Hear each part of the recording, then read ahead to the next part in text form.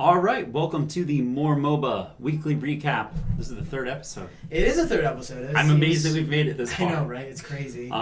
It's been a ridiculous week, not in terms of like actual news, but drama. Oh God, Dota 2, stop playing with my heart. It's like the Real Housewives of MOBA County.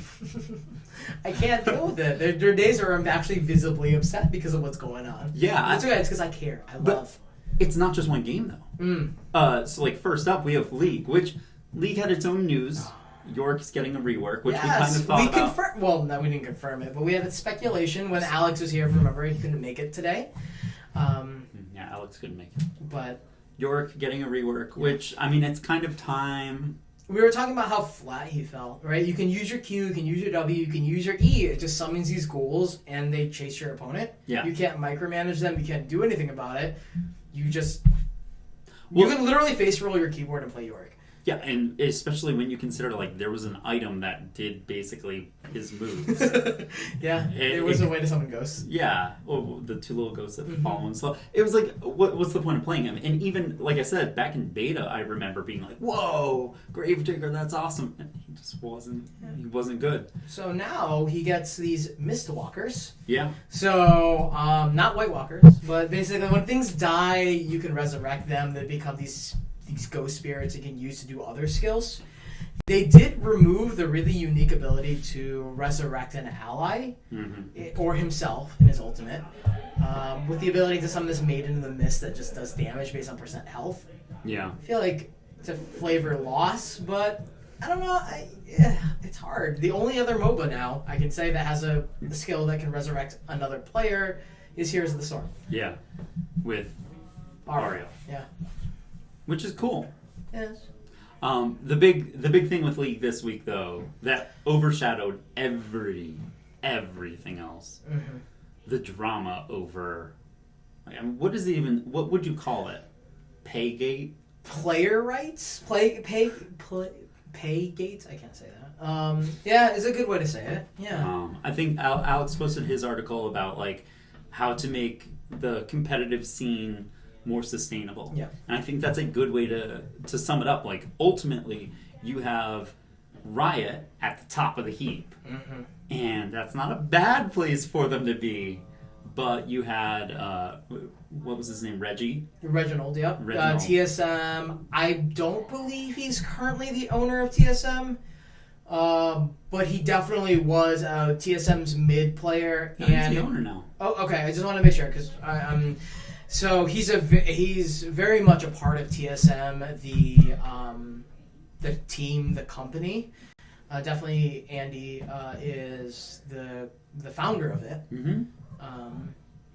Yeah, because the whole thing was he had an interview where he didn't complain. He just said they made more money from, what was it, the pennant, or not the pennants, the avatars than they made from games they won. Yeah, which doesn't feel right. It doesn't feel right at all. Like if you go onto Twitch, if you go to twitch.tv right now, I'm going to promise you that League of Legends is going to have the top most views. And I'm going to argue just on any given day, at least twice as much viewers as number 2. Oh yeah. Which I'm going to bet is Hearthstone. Yeah. But it really, like, so many people play League of Legends. So many people love League of Legends. And for them not to play their, like, Reginald really put them on blast. Oh, actually, Trinimir put them on blast first. Well, because he fired back. Yeah, he fired back saying that, I wish TSM would put as much money into LCS as they did in, it's almost verbatim, and other games that weren't necessarily League of Legends. Which, it's unfair. Yeah, I think so. And then he fired back with, well, I wouldn't have to do that if you guys had paid me enough. And Reginald's like, I was the first person to support a gaming house in NA for League of Legends. I did this for League of Legends. I did that for League of Legends. If anyone's to blame, it's definitely not Reginald, but no. He's done so much. I think at the end of the day, HTC, the people that this was all about, because ultimately what happened was HTC had their players recorded. Oh, they also made a press announcement too. Yeah, and they were like, we recorded this Vive video not because we wanted to, impact anybody else's business, but because we wanted to show off our tech. And it's just not cool that, I mean, I get it. From a business standpoint, you want your, product, in this case, which is the players, to be, it's the same as, like, companies that want their employees to look presentable and not recommend other things. Mm-hmm. However, if you want that, you kind of have to pay them. Yeah, just a little bit, right? And, like, I think, what was it? The top 50. Oh, yeah, I told you about that. The top 50 earnings in all of esports, historically, are Dota players, not League of Legends players. And even between Dota players and League of Legends players, there's StarCraft, Brood Wars players. Yeah. That's where the wars came in. Yeah, and that's insane because StarCraft isn't even on the scene anymore. Mm-hmm. So not Wings of Liberty, not like anything modern. This is StarCraft Brood Wars players. And then above them, even still, there's some Counter-Strike players in there too. Mm-hmm. And like, just insane, like, how is this still okay? And I get, like, well, they're on salary, which that's something to be respected. But at the end of the day, you have to keep your competitors happy. And they can't do that if they're not being paid well. And I think, like, what's his name? There was a analyst for Dota 2 who went to the International, and he was a coach for one of the League of... I'll put it on the screen. Yeah, he's a coach for one of the League of Legends teams. And League of Legends... Did Riot fine him for that? They fired him. Oh, great. I like how I didn't know about that. That was my immediate guess. There's some sort of repercussion for that guy even talking about Dota 2. And, I mean, at the end of the day, people even said it. It's like, well, there were games that he missed because he was at the International. So that alone is kind of one of those, like, you should have been responsibilities, right? You can't just, like, dodge work for a week and not expect to get fired. But his response was just, it was worth it. Like, he didn't feel bad about it. And it's like, that shouldn't be the case. Like, no, you want your people to love your product so much that even the thought of, wow, I don't want to get fired over that, should be enough to stop them. But I think ultimately they released solo queue in the midst of all of this. It was like, well, hey guys, solo queue is coming back, which is this huge big thing that's been going on where they took solo queue away and they were like, no, it'll be back. And then they were like, it's not coming back. We're never giving it back. Yeah, I remember that. It was drama for dynamic queue. And now they're like, oh no, guys, you're gonna get it back. And it was such just like a just shut up for a minute. Shut up. We'll give you what you want. And I don't know. It felt so forced, and I feel like ultimately the iron grip that Riot has on the game is going to stop it from being successful. Because without anybody at the top, why are you playing? And the teams that are at the top, like you have TSM, Immortals, all these teams that are saying, like, we want to be paid more. Like, a lot of these players are amazing. And you think what if they learned a new game? Like, all the players from Han. I'm sure they can play, some other games. They can learn. They can transition to Dota 2. They can transition to these other games. Yeah. I'm sure if you're going to transition to anything, you're going to transition to Dota. But but it's just like, what's your end game? Like, you've milked your audience for so long. Now you're continuing to prove, like, the players at the top, you're not compensating enough. I don't necessarily... Your players are crying back at you saying it at this point. Yeah. I don't necessarily think it's going anywhere soon. I think League of Legends will still be at the top of the heap for a while, but I think you're starting to see the decay happen, and they need to do something to stop it. Yeah, and I just want to, as a tangent, the reason why we care so much as more MOBA is because we care so much about esports. We want it to succeed. Yeah, absolutely. And that's why we have to be critical, and we have to give this constructive criticism to Riot or these other companies, because we want to know that there's going to be a League of Legends tournament next year, 2 years from now, 3 years from now, and to know that the community has grown from that. Yeah, and you don't see growth in other games unless there's competition. Like, there's no reason for Dota to get better if they're at, if there's no competition in, like, all these other games that want to be at the top. They need to do things to get there, and League of Legends has, I don't want to say stagnated, but they've gotten too comfortable. They've gotten very comfortable. Every time they release a new hero, it's always on the top played. Their old heroes, until they get reworks, don't get played. They have problems with how much people are being paid. There's word that apparently now at the same time this was going on, there were people talking about how the casters are basically just disposable. There's a lot of talent, I guess. Yeah, because what's his name?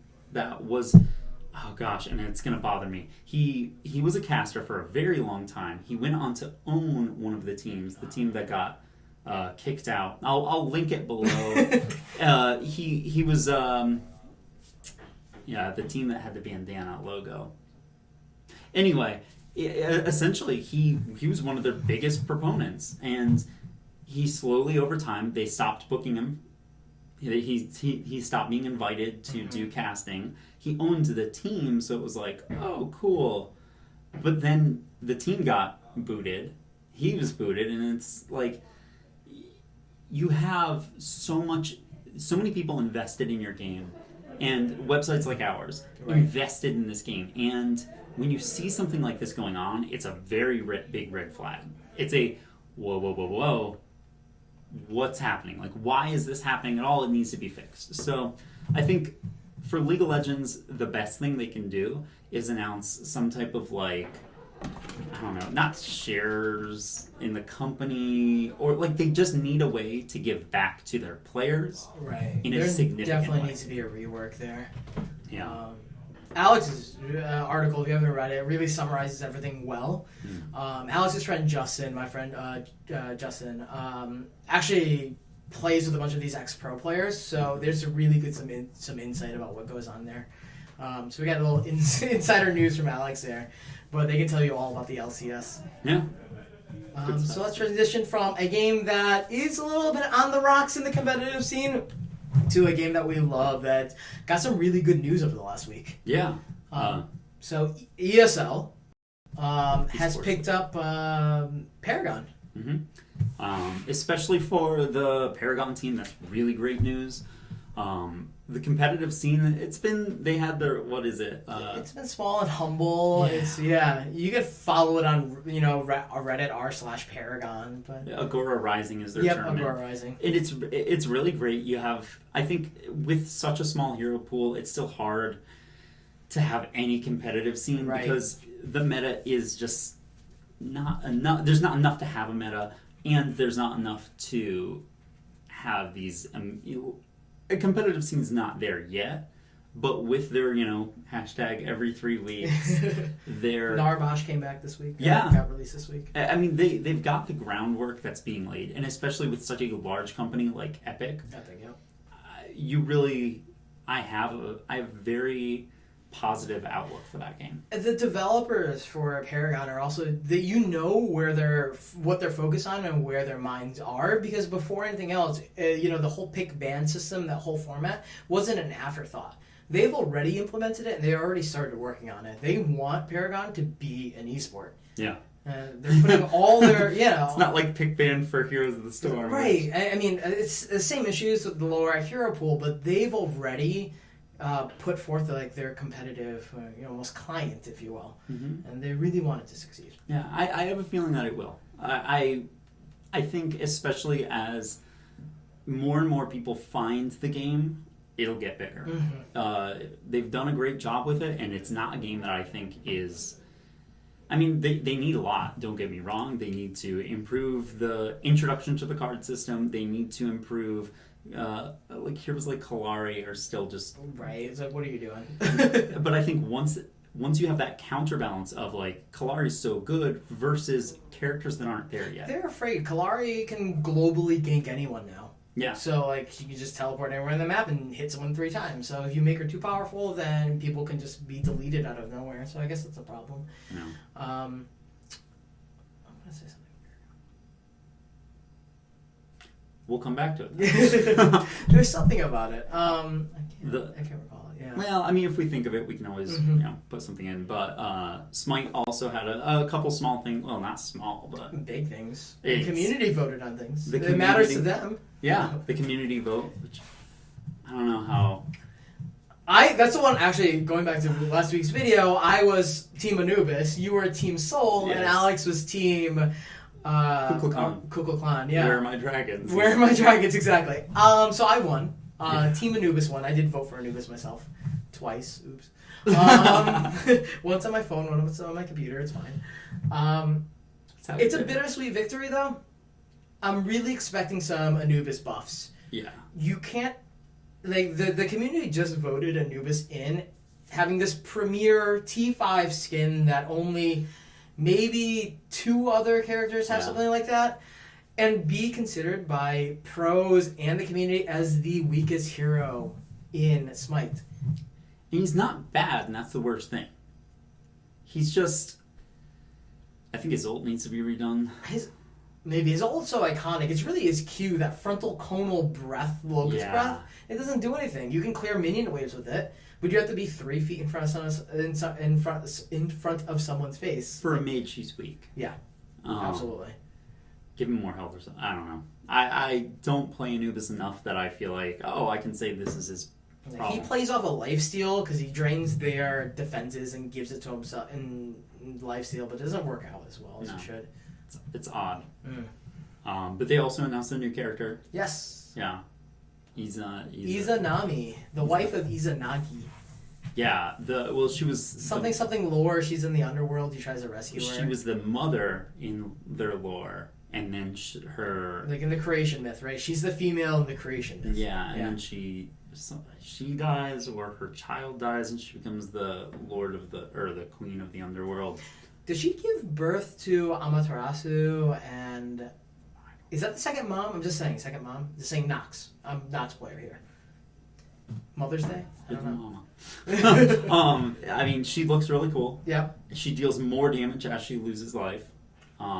She has this whole like horror Japanese thing going on. It's cool. It's really cool. You thought the Hell skin was cool? It's like the full embodiment of the Hell skin. Yeah. She has her boomerang. She has like these 2 sickles, and she just like shambles towards you. She looks like something from like a Japanese horror movie. Yeah. It's really amazing. Cool. I can't wait to see her in game. I don't necessarily think it's not anybody who's going to be meta defining. But at the same time, she looks like she's going to be fun. I especially like that she has stealth moves, which is cool. Yeah. She would fall under the same boat as Loki almost. Well, in terms of stealth assassins, but we'll see how she plays out. Yeah, I think cheese, hopefully. Anything. We'll skip that for now and go to Heroes of the Storm. Yeah, Heroes of the Storm. So it has been confirmed that Blade Master is coming to Heroes of the Storm. Yeah. I think we're excited for that. I'm excited for that. Yeah. My question is like, how would you make like a distinct Blade Master, right? I mean, you have Master Yi, you have Juggernaut. Juggernaut, right? I don't think that Omni-Slash ability needs to be there. It's Master Yi's Q. It's Juggernaut's ultimate. It needs to be there. He needs to have a spin. He also needs to spin. And then the other abilities can be whatever it wants. Heroes of the Storm is not the type of game where you have passive abilities. Like Juggernaut's like passive chance to crit. That cannot exist in the game like Heroes of the Storm. That's too boring for Heroes of the Storm. Because it's so short and so action-packed, you don't have time for passives. No, I think maybe like his double hit. That could be good. I just realized how similar Master Yi and Juggernaut are. They're the same character. They're basically the same character. They both have a heal. I don't know if Blade Master will get a heal or not. I can't imagine he's going to be too dramatically different, but they could surprise us. Mm-hmm. They could. I'm actually way more excited though about MVP and commendations. Tell me more about that. So, I wasn't really looking up. Yeah, it's pretty much Overwatch. Okay. So at the end of the game, it's going to tell you, here's the like person vote for this person. Yeah, but not only that, you'll be able to commend people, which is a huge thing that League and Dota both have. Yep. Even if it means nothing, it's something. It's a way to give your teammate positive feedback, which you get so much negative feedback in games like this that I feel like we need a way to be positive. Give me hey man, you did a good job, you're MVP. Which Overwatch does a good job. Just beep, beep, beep, beep, beep. Do you get anything but a pat in the back for this? I know, like Overwatch, it is just a pat in the back. It's like, good job. There's been rumors about it, but I don't think it's like confirmed. Skins or anything like that. Cough, cough. We have some insider news about something else, but no, I'm just reminded of a conversation that we've had with someone. Yes. No sort of like reward for anything like that. Nothing that's been confirmed. Okay. I hope, even if it were something like League of Legends has those little banners across the top of your portrait. For me, like, I have the one that's the... In Dota, too. Like, you can put it in as, like, your one of the options as your profile. You can say, like, player since then. This is the amount of accommodations I have. You can show off those things. It's good. And I think, especially for a game like Heroes of the Storm, where they have a lot of stuff happens.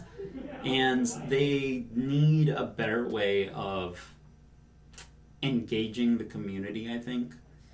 Because right now, Quick Match kind of defines them for a long time of, I get in, I play a game, I leave. Right. And you need that way of building community and building like, hey, you did a great job, want to play a game together? Because there really wasn't much. There was, you play with your friends if you have them. You could join a channel on the global channels thing. Right. But, I don't know, it never felt to me like, I never met anyone in the game that I was like, yeah, let's play together. But that could just be me. I had some experiences, but that was early on. But no, it's good. It's good. It's a step in the right direction. That's what it is. The other thing. The other thing. The last thing. Our favorite game. Dota 2. Dota 2. Dota, please. My heart. I mean, Underlord. Oh, let's talk about Underlord. Let's talk about the good okay, let's talk about the good stuff. I mean, it's good stuff. Underlord's good.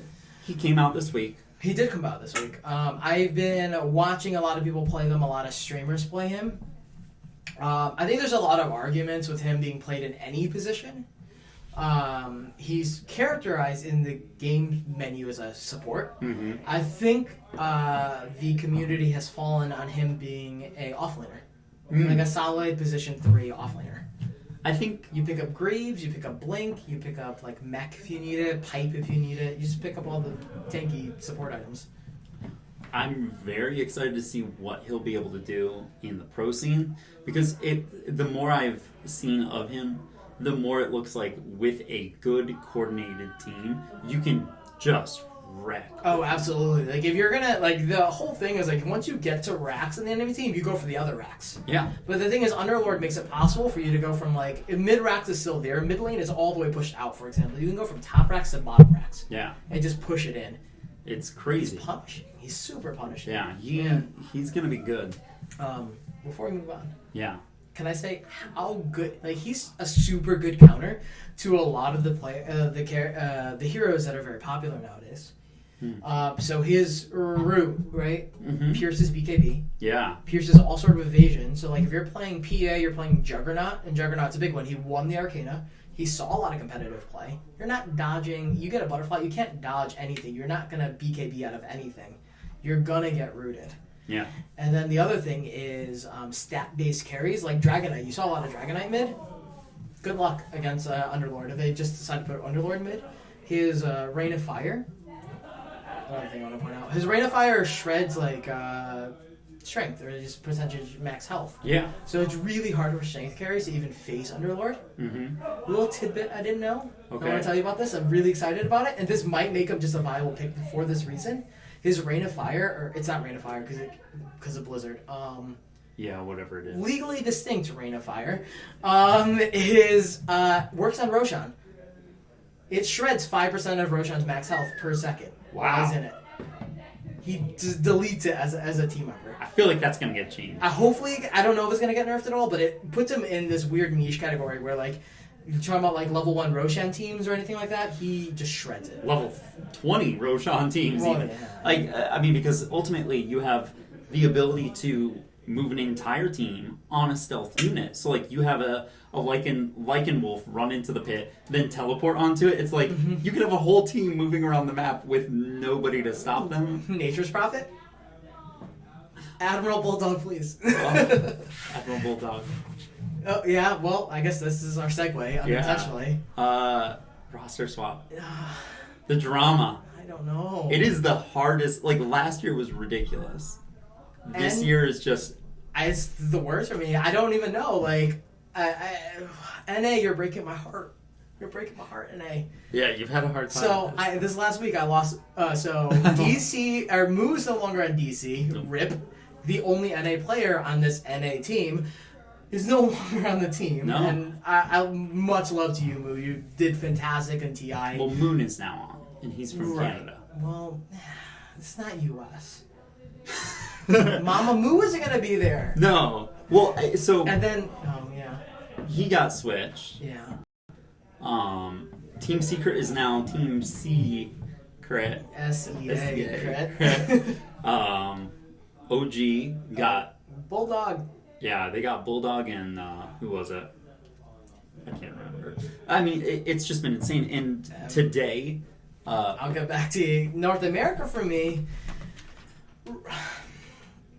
God, Evil Geniuses, EG, my team. The player that I've respected the most, and I think a lot of people could say it. Almost everybody in the scene says it. Yeah, it was been announced earlier this week from that roster swap website that Fear is no longer a part of Evil Geniuses. Yeah, which a lot of people, myself included, are just like, what is Evil Geniuses without Fear? Yeah, Fear is consistently done well in any role, core, support, core, doesn't matter, arm injury, doesn't matter, for the past decade. Yeah, but it's just like, man, it's a lot of pressure on him. He doesn't have to play games for the rest. Like, he's set. He's fine. My honest thought... Third most winning player in Dota history? Yeah. PPD and Universe, I think. Universe, I think, is ahead of him. Yeah, and Sumail's after. But ultimately, what it comes down to is just... I mean, things change. Garfield, what's Andrew Garfield? Is that the actor? Yep.